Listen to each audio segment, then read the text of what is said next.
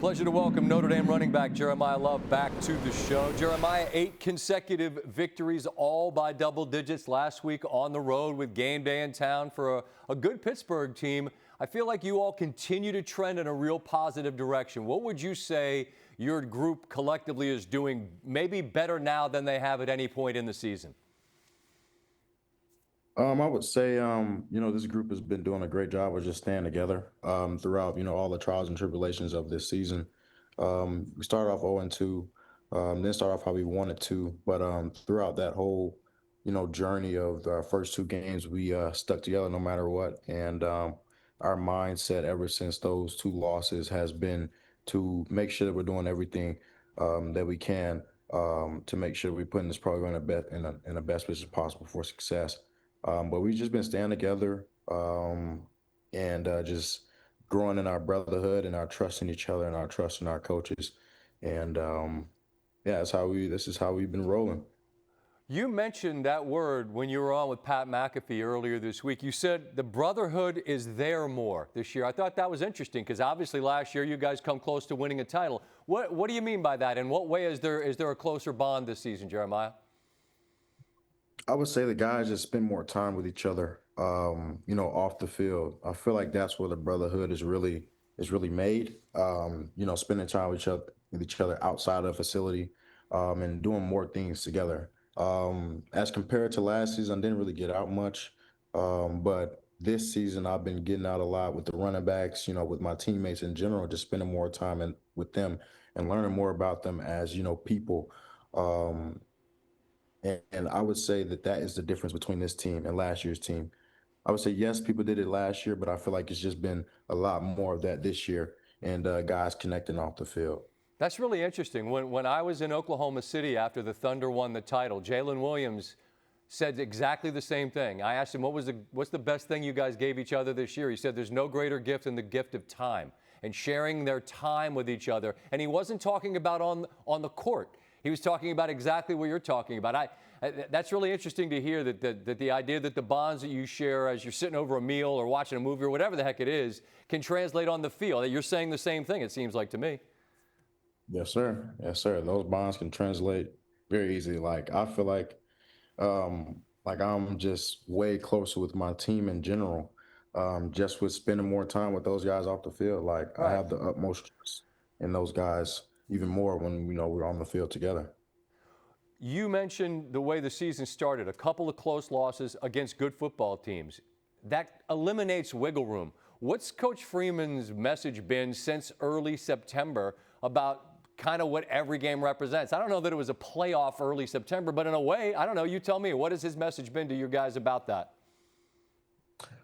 I feel like Coach Free's message, week after week since the beginning of the season has been to just give every week your all. And really, I feel like he applies that to really every moment of the day. Like no matter what you're doing, just give everything your all and just win the moment. Coach Free says that a lot. And that's really just been the mindset, since the beginning of the season. I feel like that was a mindset even before we, started off the way we started off. The mindset was to just win the moment, win the interval, as Coach Free says. The interval is 5 seconds every single play. Or he likes to say, one play, one life. Like the mindset has just been to do everything you can in this short amount of time that you get, every single day to be better. That's just been the mindset that he's been making sure that we, know day in and day out. Speaking of getting better, I asked you back in August about CJ Carr, and you had faith, and man, he went out from the jump and demonstrated why you had that faith.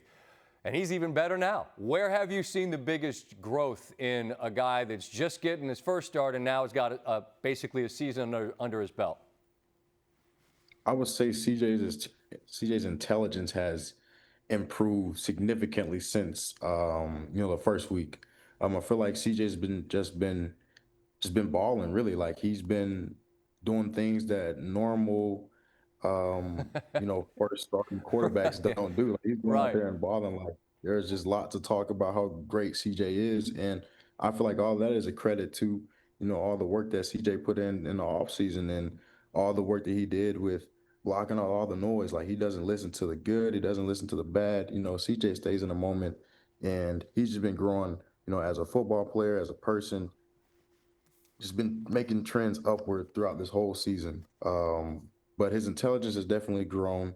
I feel like his playmaking ability is just only getting better week after week. And then the trust that we have in CJ is only increasing week after week because he's just going out there and he's doing what he's got to do to, help all of us look good and help this program, win games. I want to close with this, and I want to make this really clear with a couple qualifiers. You haven't said you're going anywhere at the end of the year, and you guys could have a home game again in the playoffs. But if Saturday against Syracuse were to be the last time that you get to walk out onto that field wearing that Notre Dame helmet, do you look around and take inventory in the event? Again, I'm saying it, you're not. In the event that it's the last ride in that stadium, what do you look around and really hold on to forever? I think what I'll look and see is I'll look at the guys that I'm playing with, really, because like you said, if that's the last moment that I get to play in Notre Dame Stadium, I want to remember, who I did it with and who I played alongside of and who coached me, throughout my experience here at Notre Dame. So hopefully this isn't our last, go around in Notre Dame Stadium, but if it is, I'm going to look to my brothers and really try to etch an image of them in my mind that I can remember, for really the rest of my life, because I feel like those guys, my coaches, and the fans, like, they are what made Notre Dame for me. It wasn't really, I would say, Notre Dame itself. It was the people I was surrounded with. So whenever it's my last moment, I'm gonna look to the people and get one good last look of us together, all being in Notre Dame Stadium, and that's what I want to remember. Isn't it crazy how fast it goes? No matter how much people tell you to make it slow down, I don't care who you are or what you do. In the blink of an eye, man, you get from here to there, right? Yes, sir. My dad preaches that all the time. It goes by just like that, a snap of a finger. Well, he's a wise man, I'm sure. He's a wise man, I'm sure, and he's raised a heck of a son who's a heck of a football player, but son's more important than football player. Enjoy the ride Saturday, and however far the Irish go, do me a favor, tell Coach Free I said hello and my best to everybody in South Bend, all right? Happy Thanksgiving as well. Appreciate you too. You want this, you got that. No way, watch them walk right past you. Run fast while you have the chance. Don't speak loud.